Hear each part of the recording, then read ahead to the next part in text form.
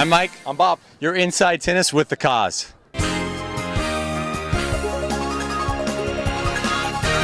Wayne Bryan, last week we were in Montgomery with the Blue-Gray. Yeah. This week, golly, look where we are in the desert with the Little Mo. And I've lost my voice. I had you're forgiving. We had great questions for you, but my colleagues here. Kaylan's going to ask you the first question. All right. Why don't you ever wanted your sons to play against each other? Because it was hard for them to do. They fought in practice, and so when they were 6, when they were getting in finals of tournaments, we thought, well, let's have one default to the other. We did that for a year, it worked out pretty well. And then Tom Gullickson came to our club, was doing a clinic with us. He had a famous brother named Tim Gullickson, the Gullickson twins, and he says, I agree. I think that's better because Tim and I. We had a tough, rough relationship because we played in so many tournaments, and we think it's better for brothers, especially twin brothers, to not compete against each other because everybody wants to be number one in the world, and it's hard to be number one in the world when you're number 2 in your bedroom. So we just think it's better to be brothers first.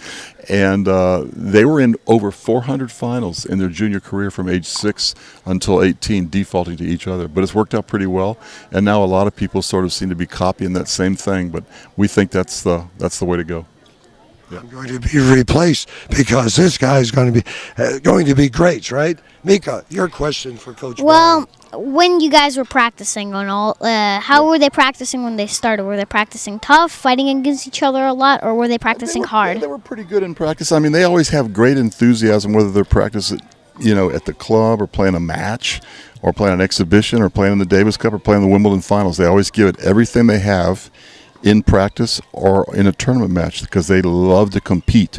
And I think you want to make your practices as competitive as possible because that'll make it more like when you get out there and play. Too many people, if you dog it and just hit out of a basket or something, you don't compete in practice. It's hard to have a lot of guts when you get out there and play. You saw that match in the Davis Cup yesterday.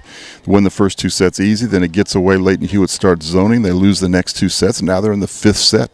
There's 12,000 people from Australia rooting against them, singing, going nuts, and they're playing one of the all-time greats. Leighton Hewitt's returning out of his mind. John Peers is 8th in the world. I mean, it's a tough ask out on the grass, but they had the guts to win the 5th. They won the first 8 points of the 5th to go up 2-0, then 3-1, 4-2, 5-3, closed it down. They only lost 2 points on their serve in the 5th.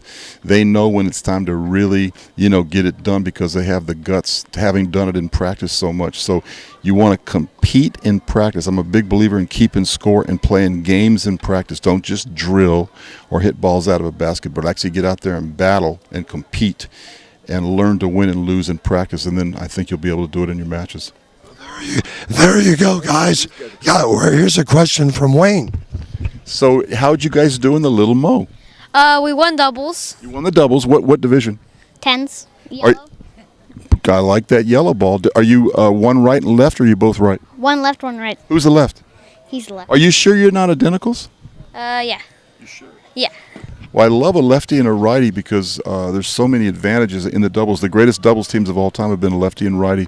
Who inspired you to play doubles?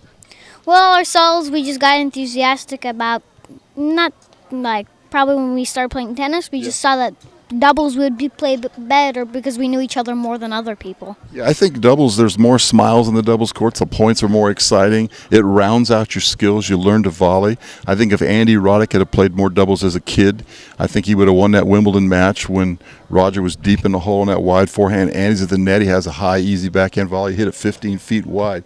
If he'd have played more doubles, he'd have made that volley easy, and I think he'd have won a couple more Wimbledon Grand Slams. I was with Andy a couple weeks ago. He's a good pal of ours. He was a Davis Cup teammate of Mike and Bob, and they played an exhibition together in Charlotte a couple of weeks ago. But I think playing a lot of doubles is good for you, rounds out your skills, and it's more fun. Don't you think doubles more fun? And you feel just as good when you win a doubles title as you do a singles title. Yeah. And I think that what also inspired me to play doubles was your sons. They were amazing. That's a good answer. I like this guy better. So you're from what city? We're from Phoenix. Where do you play in Phoenix? We play with Just a court like in the community. Like a public court? yeah, just a public. How many courts are there? 2. Is it hard to get on? No, not really because nobody's there. It's like a ghost town. Do you have good juniors to play against? Yeah, there's one guy who came a couple months ago. He's good. Do you play against adults as well? Yeah. Mike and Bob played men, women, old guys, young guys, all different levels of players. I think the more people you play, the better off you are. Don't just necessarily play kids your own age in your own slot. Play people that are better than you and play people that you're a lot better than, because that's what you'll be playing them A at. couple weeks ago, we played with the girl who's going to Stanford. Who was that? I forgot her name. Like Maya or something like that. Good. Well, I want to see you guys on the court today. I'm going to show you some of the drills that Mike and Bob do. Maybe that will help you. You want to break all the records?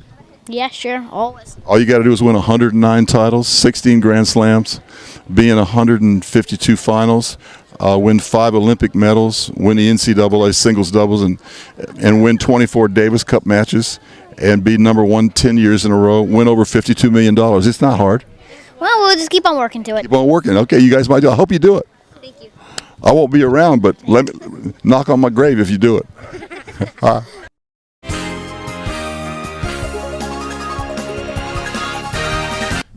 Hi, I'm Coach Wayne Bryan, and you're Inside Tennis with the Cause.